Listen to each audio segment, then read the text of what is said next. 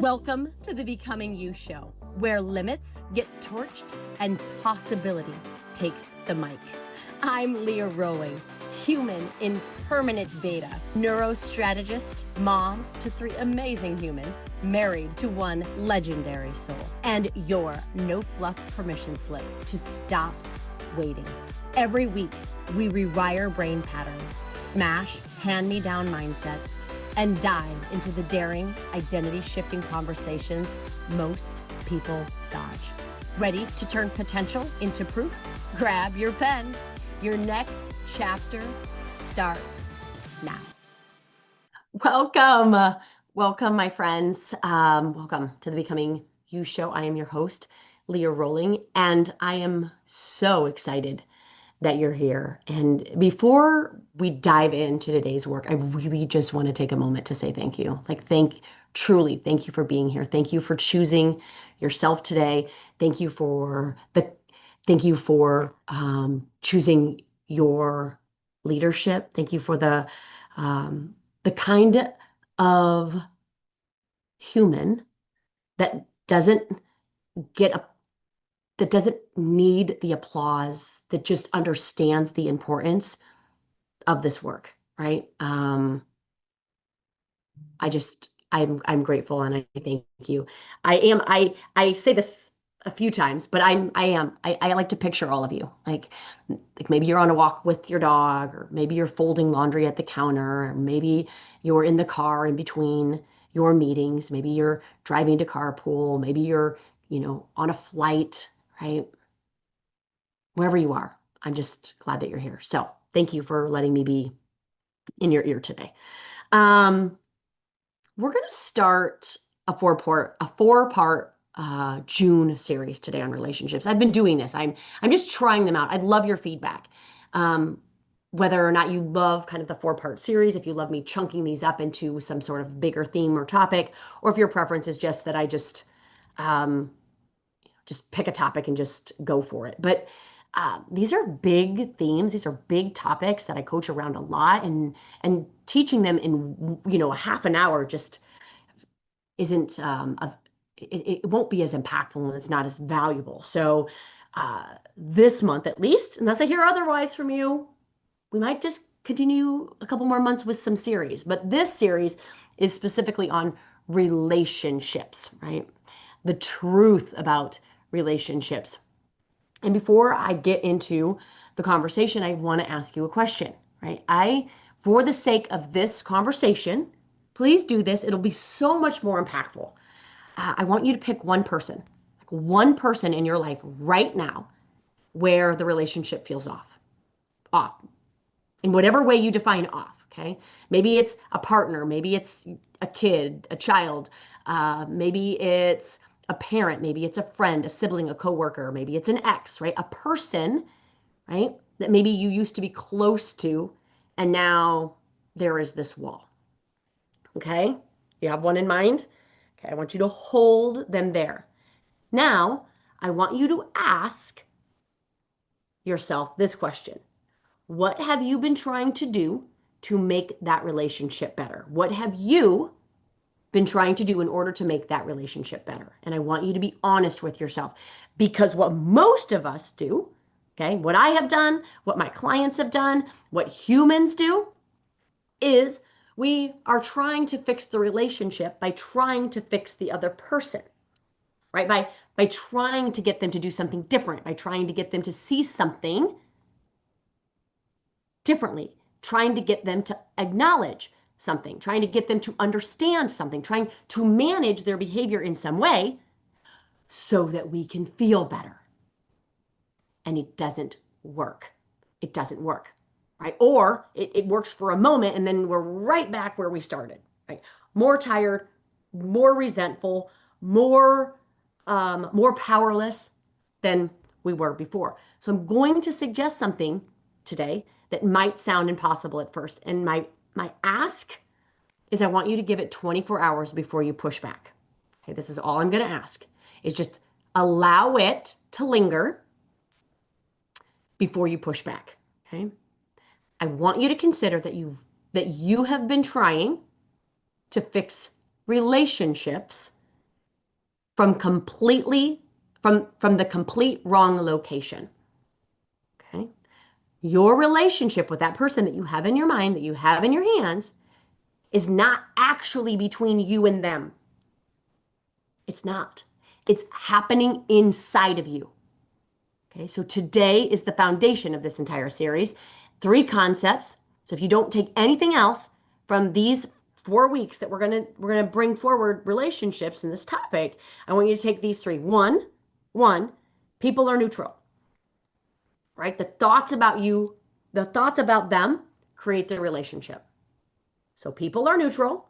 You have thoughts about them. That thinking, those thoughts create the relationship that you have with them. Period. Full stop. Okay. 2, lovability, right, is a birthright. It has nothing to do with you. We're going to talk about that. And the only variable in that that love equation is just capacity, who you're becoming. We'll talk about that.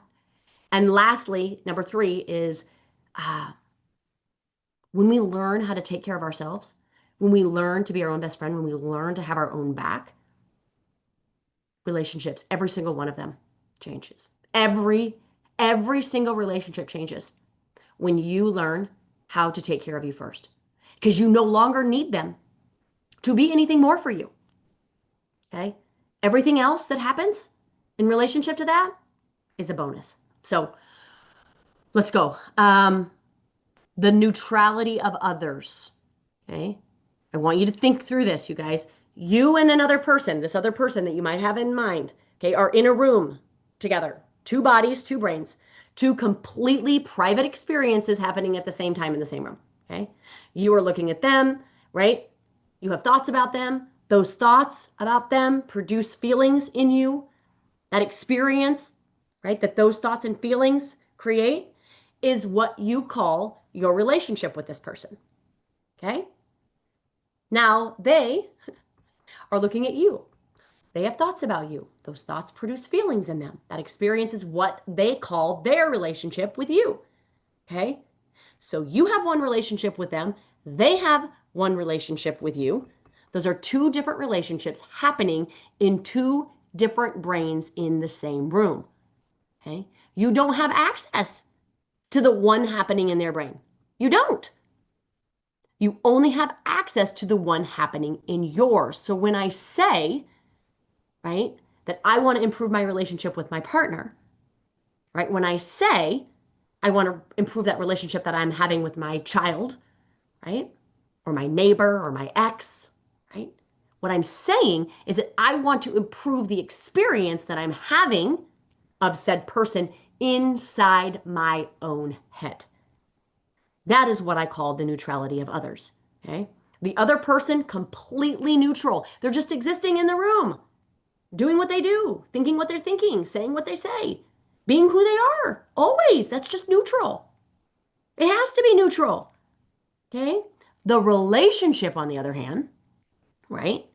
The experience, the feeling, the story, the love, the resentment, the frustration, the heartbreak, the hope, all of that, that is what we do, right? With the neutral data inside our own minds.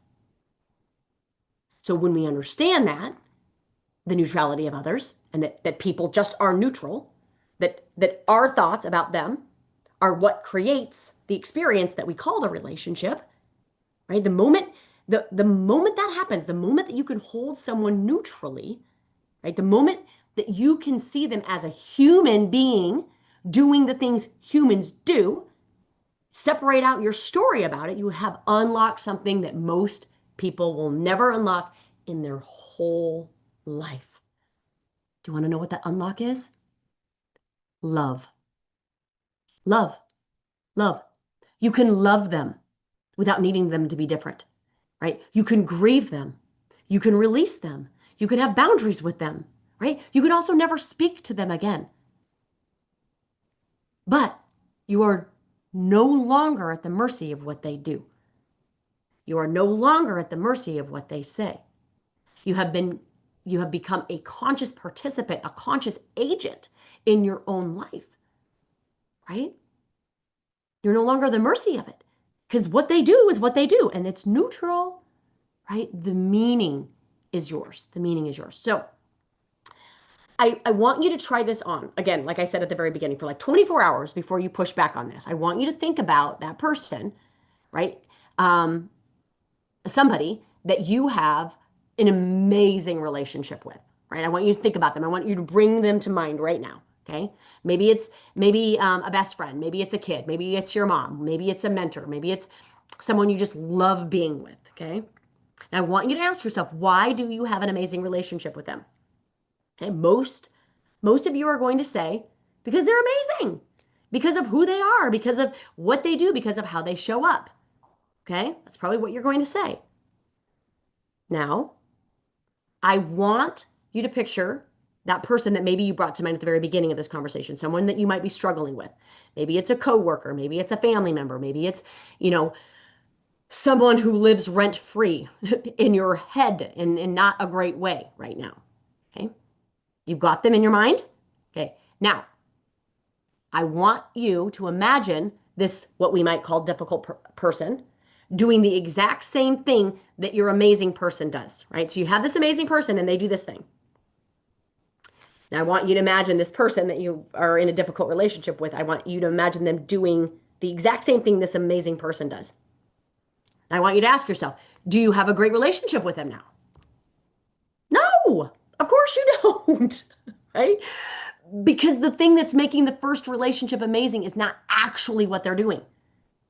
It's not their behavior. It's the thoughts that you have stacked on top of their behavior.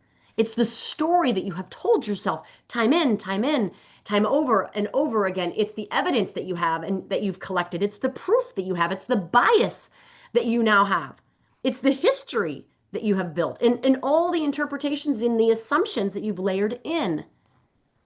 Because the behavior of them is neutral, always. Your relationship is what you do with the data inside your own brain. And this is great news, okay? And it matters because if your relationship is your thoughts about the other person, and it is always, then you can change your relationship with anyone. Anyone, should you choose, okay? I'm going to get into why you would want to choose, but should you choose, it's always a choice. And they don't have to change at all. They don't have to change at all, right? You don't need a conversation. You don't need their consent. They don't even have to know, okay? You can change it with someone who lives across the country. You can change it with someone who lives across the dinner table. You can change it with someone who you've not talked to in 20 years. You can change it with someone that's no longer alive.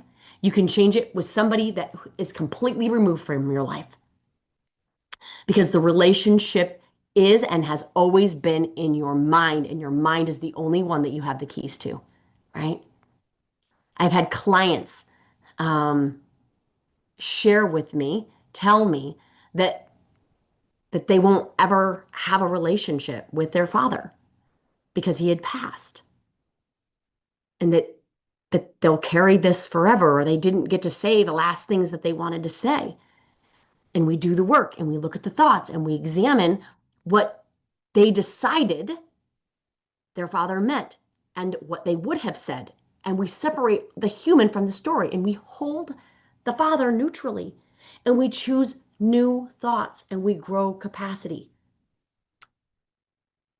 And in 6 weeks, the practice of that, they say, and this is to whomever you have in your mind right now, they have a better relationship with their father than they did when he was actually alive. How is that possible? How is that even possible? It's because the relationship was always inside of them. They just thought, as we are taught and conditioned to believe, that it's outside of us. Okay? The same is true for the partner who left.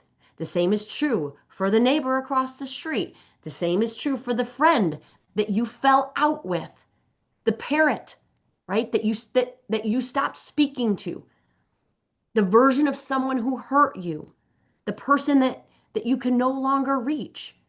That relationship does not end when they leave. That relationship does not end when they die, right? Because the relationship was never where you thought it was. You still have access to it always. You still get to do the work. You still get to come out on the other side. And so I want to bring a concept that goes hand in hand with this, and it might be one of the most important things that I've I've been able to teach myself and I've been able to teach other people. And that is this idea of lovability. Lovability. Most people walk around their whole lives, right, with a quiet question underneath everything they do, right? And that question is some version of, am I lovable? Am I worthy? Am I enough? Right? That same, it's probably one of our greatest fears is, are we inherently enough? Are we worthy? Are we lovable? Okay. And we think about it in relationship to our partners. Am I lovable enough for my partner to stay? Am I lovable enough for my kids to think that I'm a good mom? Right? Am I lovable enough for my parent to finally see me, to come back into my life? Am I lovable enough for someone to choose me? Right? For a friend to think that I'm a good friend, right? And the answer, right? They have internalized, depending on, of course, how they grew up or what was modeled or who showed up or who didn't or whatever evidence that they have, is often not quite, right? Not quite. There's a void there. Not quite. And so I want to give this gift to you today, okay? Because I want you to really understand it. Because lovability is not about the person being loved, okay? My lovability has nothing to do with me and how I show up and my behaviors. It has everything to do with the person doing the loving, okay? Lovability has nothing to do with you. It has to do with the person on the other side of it doing the loving. Okay? Lovability is about the capacity of the other person. So let me say this in a different way. If somebody in your life did not love you the way that you thought they should, or the way that you thought you needed, okay, the way that you deserved, the way that you would now love a child or a friend in your same position, okay, that says something, okay, about their capacity. It doesn't say anything about your worth, your lovability. Okay, you are 100% lovable. So is every human, right? It's our birthright. You do not earn it by being good. You do not earn it by your behaviors. You do not lose it by being bad or your behaviors. You walked in with it, you walk out with it. Okay? People, us, we don't have a lovability problem, right? You, if you have a person in your life that doesn't love you the way that you thought you needed or the way that you thought you deserved, okay, you don't have a lovability problem. You don't have a lovability problem. They, this person, had a capacity problem, has a capacity gap. Those two things are not the same, okay? And this is the reframe that has literally unhooked so many of my clients from years of self-blame, including my own, okay? The parent that could not show up. It's a capacity gap, nothing to do with my lovability. The partner who could not stay present, that could not choose you in the way that you thought they should. Capacity gap, not your worth, not your lovability. The friend who could not hold the bigger version of you, that wasn't able to hold space for that, don't shrink, right? It's their capacity gap, not your worthiness, not your lovability. Okay. Now, this is not an excuse for their behavior. This is not an absolution. That's not the point. The point is that you have been carrying their capacity gap as if it was a verdict on you. And it wasn't. And it never was. Okay. Now, the same thing is true going outward, my beautiful friend. Okay. Your ability to love someone, that's your capacity. That is yours to own. Okay. Not their worth, not their love. They are 100% lovable. Every single one of them. Yes. Yes. The serial complainer at work, the family member who let you down, the ex, the person who did not pick you, all of it. The estranged sibling, the estranged child, 100% lovable. They just are. Now, whether or not you can access love for them right now, whether you have the capacity, the bandwidth, the safety, the resources, that's your work. That's not their worth. That's your work. That's not their worth. Okay. And this is so liberating because if you start seeing lovability as the constant, okay, as just the constant and capacity as the variable, then your work in any relationship becomes growing your own capacity, not auditing their lovability, their love worthiness. Okay. Right. Not deciding who deserves love, right? Not being judge and jury, just deciding what kind of human you want to be. Okay, two concepts. People are neutral. Your thoughts create the relationship. Check. Lovability is a birthright on both sides. Capacity is the variable. Here's the third. Most of us are walking around emotionally hungry.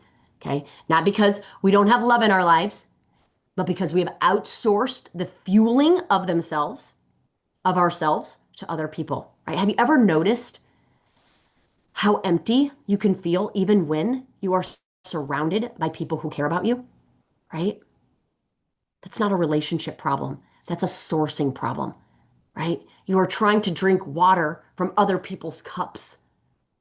You're trying to outsource your own validation, your own worthiness, your own lovability from other people, and it will never be enough.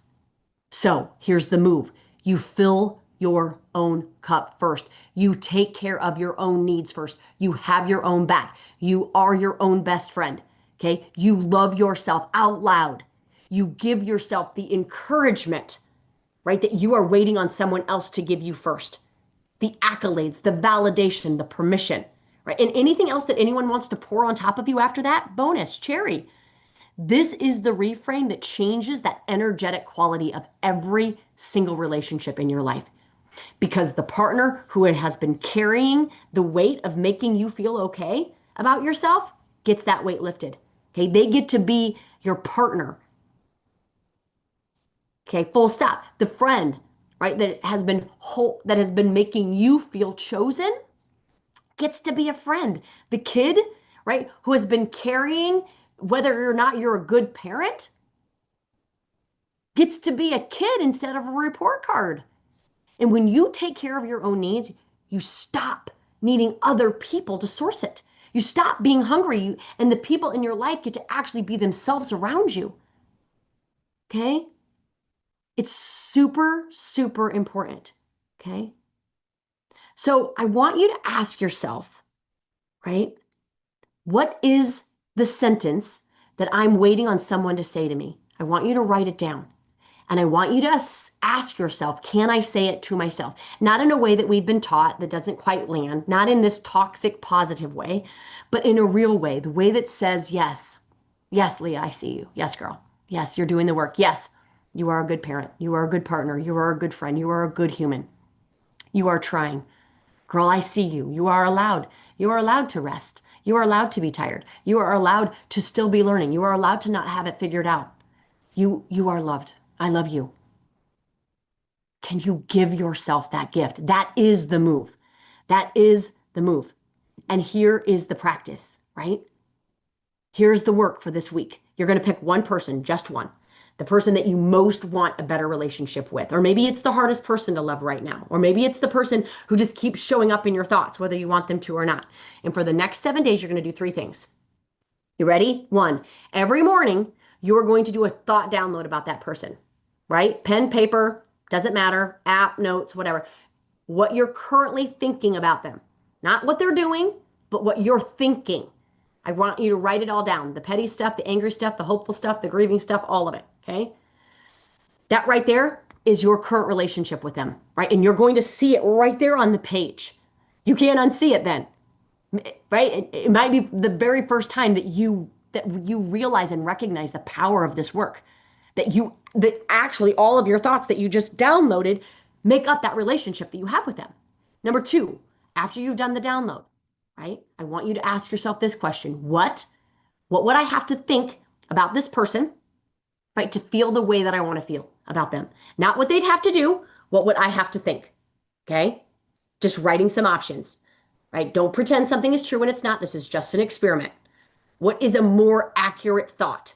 What is a more useful thought? If both thoughts are true, what is a more useful thought that will align with the emotion that you want to feel for your benefit? Okay? What is a thought that includes their humanity, not just their behavior? Right? What is a thought that holds them more neutrally versus the bias and the story and the prejudice and the judgment that you have? And lastly, every night, did you take care of your own needs? Or were you waiting for someone to take care of them for you? Right? Because some of those thought downloads are going to reveal probably something really hard. That you're actually not upset at them for the thing that they did. You are upset, right, at them for not filling the cup, for not fueling you the way that you've been refusing to fuel yourself. Okay, that is not their job. That is not their job to take care of you. That is your job. Okay. So this is week 1 of 4. Okay. We are laying down the foundation. And next week, we're going to get into manuals and expectations and the silent contracts that we write for the people that we say we most love. Okay. And then punish them and punish ourselves for them not understanding or knowing. I'm going to bring a story about a relationship with one of my sons into this conversation that I think will really land. I wanted to bring it into this one, but the better timing is next week. So I'll see you in that. But for now, sit with this episode. Do not move past it too fast. Do not intellectually agree with it or emotionally bypass it. Okay. The work in this is in the sitting, right? Be here in this. Be here in this. And if this episode inspired something in you, made you think something differently about those people that have unnecessarily created suffering for you, share it. Share it. I would love for you to share it with just the people that you want to do this life with. It's important work. Relationships are one of the most important skills that we can develop. They require remembering, and they require work. So until next week, I will see you. I'll see you then. Have a beautiful one, everybody. Take care. Bye-bye. If this episode cracked something open, good. Let it. And then head to leahrollingcoaching.com and grab the tools to rewire the story and reclaim your future. It is yours. And then share this with someone who's still waiting to be chosen, still waiting for permission, and remind them they don't need a breakthrough, that they are the breakthrough. Until next time, my beautiful friends, invest in you and keep becoming.